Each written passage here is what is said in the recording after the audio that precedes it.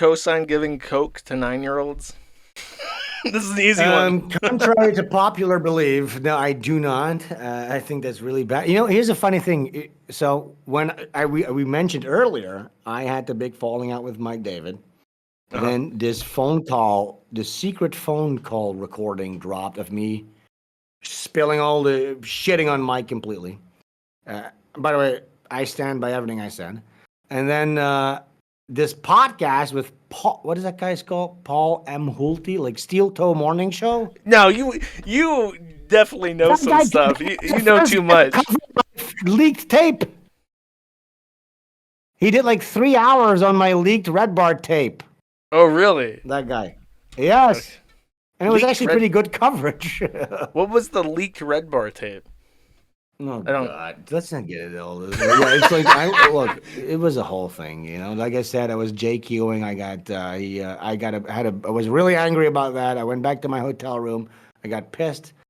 All of a sudden, my hotel room phone rings. I'm drunk. And by the way, I got shunned by. We shouldn't even get into it. I really don't want to get into it. It's not because you could find all of this. I just don't want to rehash it. I didn't give a fuck. I really don't give a shit.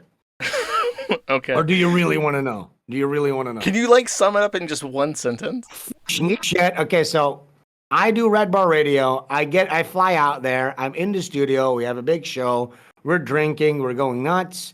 I start JQing. He goes on pause. He tells me, don't talk about my people. I start talking about his people again. He goes on pause again. Please don't talk about my people.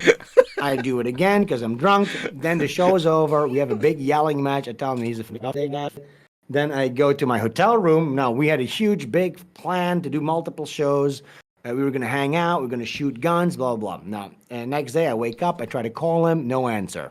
So he's basically ditching me. I flew out there for him with his. I'm in Tucson in some shithole. Okay. I'm like, hey, you know what? He might be a little pissy. I'm going to just hang out by the pool, do my thing. We'll try again tomorrow. Call him again. Nothing. Okay. So I'm being shunned. I call his wife. Hey, what's happening? Nothing. So this is 3 days of me just sitting in a hotel room by myself, getting more and more pissed, trying to make the best of it. All of a sudden, my hotel room phone rings. Okay, literally creepily. Okay, the phone on my goddamn nightstand rings. I pick up the phone. There's a guy there. RedBar News, here to get the scoop. Like a creepy voice. I'm like, what the fuck is this, right? And then this guy tricks me. He's like, listen, Mike is talking massive shit about you right now. He's in the Discord. He names a bunch of realistic names. He basically ropes me in. It all sounds super legit. I'm like, okay, well, this guy's a big guy. Blah, blah. So I just go off. I go off for like 60 minutes.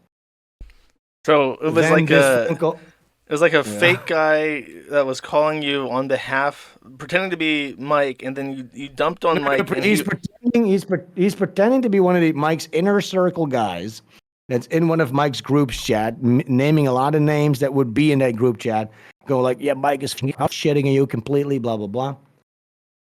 And I'm like, I had no reason not to believe that. I'm drunk. And by the way, at this point, because Mike had basically ditched me in that hotel room for like 4 or 5 days, I've flown out there. I'm like, you know what? And I was done with him. I had told some of my other friends, like, listen, I'm done with this shit. I'm never doing this again. Fuck this guy. So I just went off. I just this is another thing. You can listen to the whole call if you want at some point. And then it gets leaked and it gets circulated by like Aaron M. Holland. After that's done, I realized it's too complicated. But I just realized, this was not the guy who he said he was. So I realized this was probably going to get leaked. And what did I do? Even though I couldn't stand Mike at this point, I was done with him. I sent Mike a message. Listen, dude, I just had a phone call. This might be recorded. It's going to go. So even giving a heads up. And here's the funny thing. I was getting ignored by him for like 4 days. And when I sent him that, he's like, what the fuck? What happened? What happened? Then he did respond all of a sudden. You know what I'm saying? All of a sudden he was interested in responding. And then, that leaked phone call came out. A bunch of people did a bunch of podcasts about it. But yeah, I was just, I was done with RedBar the moment he basically ditched me. That phone call was the little cherry on top. And yeah, you can hear the details if you listen to the whole phone call. That's basically the rundown of it. No big deal. I'm done.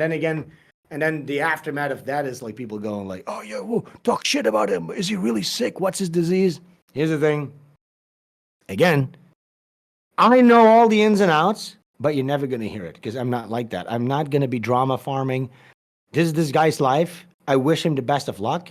I have no ill will to I don't want to destroy him or stuff like that's literally not in my character. Like, let the guy do what he wants to do. I'm not one of it. Because his thing, what people are used to, whenever Mike has a falling out with somebody, it becomes a huge deal. They start shitting on each other, big blah, blah. I don't have that in me. I don't want to do it. I don't want my life to become that type of shit. It's just not in my character. And I understand it would be entertaining for a lot of people, and I could destroy him but I don't want to destroy him because we used to be good friends, and I'm proud of him, and I'm proud of what he did, and I like Jules, his wife, and I just. But sometimes when you think you're friends with somebody, and then they show you a certain level of disrespect, then it becomes time to just go, you know what, this is as much as I will take. And then you just separate amicably, you know? So he will no longer have the privilege of having me in his life. That's the way I look at it. You know what I'm saying? If people disrespect you one too many times, that's about it. You can't keep forgiving somebody. You know what I'm saying? You can't keep, you know what, he's just doing it. No, it's okay. That's fine. That's it. But it doesn't mean I want to kill him or destroy him or anything like that. So you're never going to get any of that from me.